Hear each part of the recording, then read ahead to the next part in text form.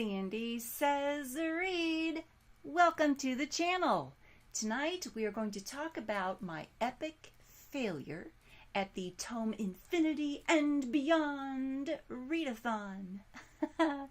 You guys will recall that I picked out a bunch of books to read for the Tome Infinity and Beyond Readathon. I did not read all of them.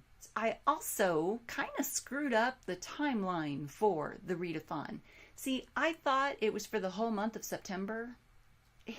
You guys, I just wasn't paying attention.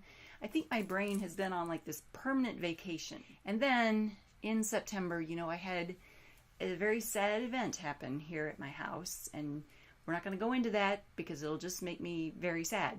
So let's talk about the books I did get to read during the readathon.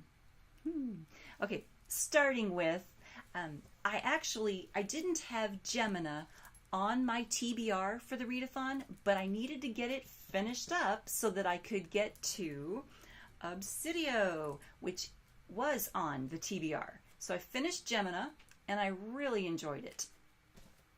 And then I started Obsidio. As you can see, there's a bookmark kind of in the middle here. So I'm kind of in the middle of reading Obsidio. Next, let's see, I needed to finish up reading Elite, which I did there at the very beginning of the readathon, but I had to get this finished up, which I did, so that I could read the third book in the Hunter series by Mercedes Lackey, and that's Apex. Apex arrived on September 11th. The hardcover of this came out in 2017. I was collecting, these paperbacks. So, gotta match, right?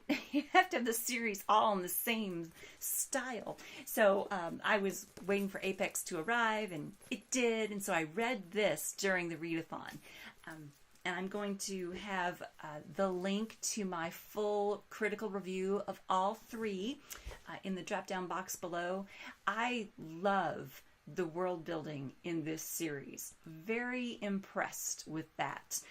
I did have a few elements that I did not enjoy as much in the third book as I enjoyed in the first two. So I've talked about all of that in that critical review of these three. I'll include that link below for you. Now, another book that I did read for the readathon was The Sirens of Titan by Vonnegut, and I enjoyed it in some respects, and in other respects I was just irritated by it. So I am going to give you guys a critical review of this. I'm going to do that right now. Ready? All right, first let me summarize. Let me sum up. It's going to be hard to sum up this book. So much took place in this book. It's only 224 pages, but a lot happens in those 224 pages. We have several main characters. One of those main characters is Winston Niles Rumford. And this guy is a researcher, I guess you would call him an astronaut, if you want to put it in our terms. But he and his dog, Kazak, they go off into space. And they get stuck in I'm going to call it a time warp. But let me pronounce for you. Let me read for you. I don't know if I'm going to pronounce it right, but let me read for you what this thing is. A chronosynclastic infundibulum. Right? Okay, that's basically like a space wave. A time warp, okay? It's a space wave, and every 59 days, that space wave hits him and sends him and his dog back to Earth. Sort of, okay? He's in more than one place at one time. Now, because he can be in all of these different places in one point in time, he is able to tell what's happened in the past and in the future, and of course what's happening in the present. So he is sort of kind of like a fortune teller when he gets to his, every 59 days when he lands at home. He's sort of like a fortune teller, and he tells his wife, Beatrice, something about her future the first time that he goes back home. And she's just like, what? No, don't like it. So she doesn't want to see him anymore. So each time that he materializes there at home, she's like, I don't want to see you. I'm not going to be there. So his butler at home is basically the one that he visits. Moncrief is basically the one that he appears to when he appears. So Moncrief is the one who is like taking orders, taking down notes, and posting notes outside of his home. And people flock from everywhere, of course, to see these notes, to hear what's going on with Rumford out there in space and his dog Kazakh. Another main character that we have is Malachi Constant. And as much as I love the name Malachi for a character, you know, I have a dragon named Malachi in my series. As much as I love the name Malachi for a character, this guy annoys the crap out of me. He is this arrogant, wealthy playboy when we first meet him. And he comes to the estate where Rumford is going to appear, and he is just obnoxious in his arrogance. And he does meet with Rumford when Rumford appears, and Rumford tells him things about his future that, you know, he doesn't really care to hear. So he decides he's going to try to put things into place so that his future won't play out the way Rumford has told him it's going to play out. Well, of course, that doesn't work. Malachi ends up playing into Rumford's hand, ends up on a spaceship, of course, and Beatrice ends up there, of course.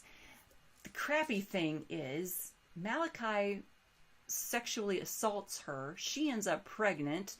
They have a child, but when they get to Mars, neither of them remembers each other because they're implanted with this device that helps the Martians wipe their memories every time they start to remember stuff so that the Martians can control the populace on Mars.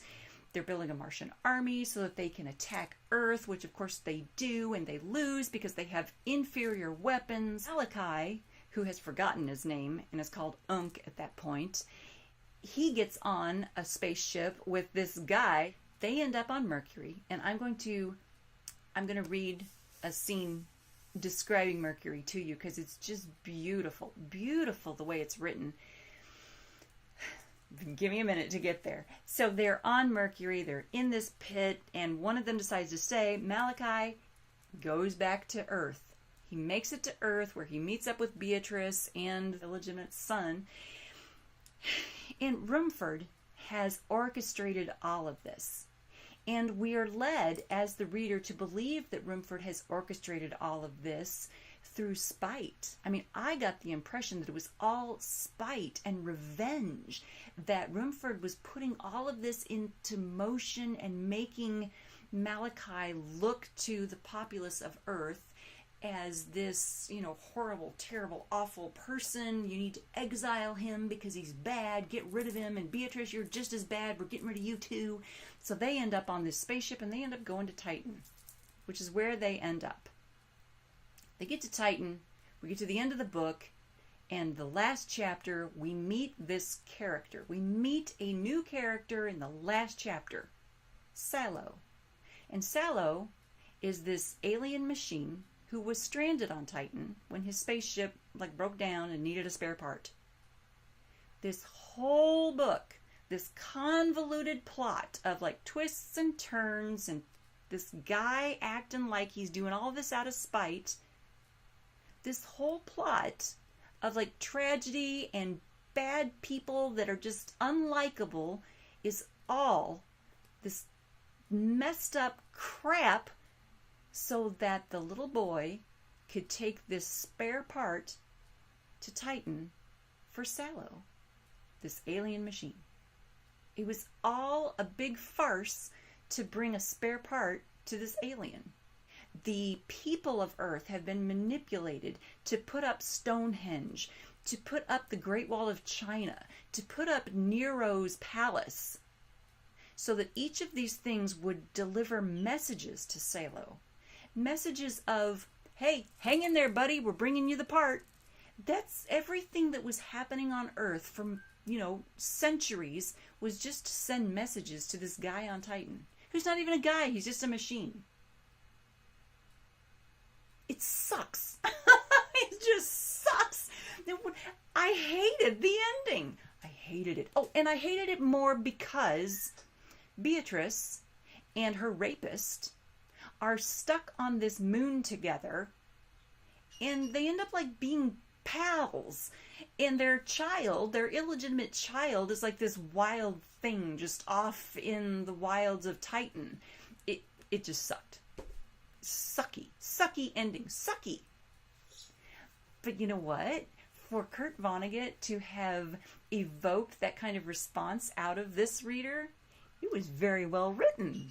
I mean, kudos to him. I hated it. And he did a really nice job to make me hate it that much. Now, I want to read for you this beautiful, beautiful description of Mercury. Malachi and his I want to call him like his guard, when they got on the spaceship on Mars and went to Mercury, the scene that we get of Mercury is just beautiful. The spaceship like descends down into this pit that's like, I think 2 miles below the surface of Mercury. And the description is lovely. I mean, the planet Mercury sings like a crystal goblet. It sings all the time. One side of Mercury faces the sun. That side has always faced the sun. That side is a sea of white-hot dust. The other side faces the nothingness of space eternal. That side has always faced the nothingness of space eternal. That side is a forest of giant blue-white crystals, aching cold. It is the tension between the hot hemisphere of day without end and the cold hemisphere of night without end that makes Mercury sing. Mercury has no atmosphere, so the song it sings is for the sense of touch. The song is a slow one. Mercury will hold a single note in the song for as long as an earthling millennium. There are those who think that the song was quick, wild, and brilliant once, excruciatingly various. Possibly so. There are creatures in the deep caves of Mercury. Their song, their planet sings, is important to them, for the creatures are nourished by vibrations. They feed on mechanical energy. The creatures cling to the singing walls of their caves. In that way, they eat the song of Mercury. Isn't that lovely? I was impressed by the writing in the book. Obviously, Kurt Vonnegut, an excellent writer.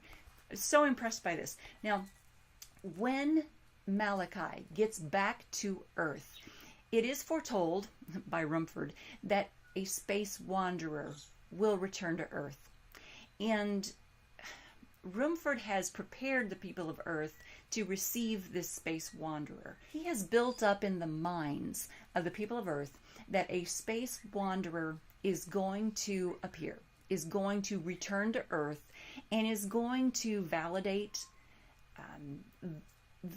what they think, which is that God no longer cares, that God is apathetic, that God is indifferent to people, to our plight. And Kurt Vonnegut has put together this like elaborate idea that every person on Earth, in this part of Earth at least, has decided that they want to be equal, and that if they were born with any sort of privilege, they have to handicap themselves. So people are wandering around like weights on their neck, weights around their neck, so that they can be burdened, so that everyone can be equal by burdening one another. And when Malachi arrives, he's been on Mercury for 2 years, so he's not exactly limber, okay? So the priest who meets him tells him, oh, when you get back up to full strength, you'll be able to carry 50 pounds around to handicap yourself. It's just crazy. It reminds me of too many silly things we have going on here in our world. But the people of Earth look at this space wanderer, and when Rumford exposes who Malachi used to be, when Rumford tells the people of Earth that this guy used to be this arrogant, wealthy playboy, I mean, the people are just aghast. And Malachi has no choice but to leave Earth again. He can't stay there. These people look at him now like he's some kind of pariah. I mean, they don't want him in their midst. They view him as the thing they don't want to be. Rumford sets Malachi up. That's all there is to it. I mean, and that's why I believe Rumford did things out of spite. And then in the twist in the last chapter is that Rumford put all this crap together and made all these bad things happen to Malachi and Beatrice when, in fact, he was being used. But he acted like a first-class jerk to the only friend he had, who was Salo. I mean, in that last chapter, Salo is talking to him, treating him like a friend, still calling him by a pet name, and Rumford just turns into this first-class jerk and is rude and is mean and is just mean. I mean, just flat out terrible, horrible. And I was already disgusted with him. I already didn't like him. And in that last chapter, I was just like, oh, for Pete's sake, someone please kill him. The time warp, what are we calling it? The chronosynclastic infundibulum is ripping him apart. It is dematerializing him. He's been caught in this sort of, rift for so long that he is dematerializing and probably dying at this point. And I would have felt sorry for him in what happens here if he had been a nicer character. But what happens is his dog, Kazak, dematerializes first and is gone. Gone. And, Kurt Vonnegut points out, if the universe had been more merciful, the universe would have had the two of them dematerialize together. They would have died together. I'm like, screw that. This guy is a jerk. Who cares? If his dog goes first, you know what? Screw him. He deserved that. He was rude. He was mean. He was awful. Screw him. Screw him. Winston Niles Rumford. He was a jerk. He got what he deserved. That's what I think of that. So Kurt Vonnegut did an awesome job of making me hate that character. Kudos to Kurt. Did I have any other notes here? Let's see. Yeah, I think that's all the notes I had. Well done, Kurt. I'll have a link below for the review of the Hunter trilogy. And I think that's it for now. That's plenty for tonight, isn't it? So give this a thumbs up if you enjoyed the review of the Titans. The Titans of Sirens. See, that's how crazy my brain is right now, you guys. God, and give me some comments below. What did you read in the readathon? Did you get through the TBR that you had picked out? And give me your a link to your video below, because then I can come see your wrap-up of the readathon, because I want to see what you guys did. Please subscribe to the channel, and you gotta click the bell icon to get notified when I do something new. I think that's it. Thanks so much, guys.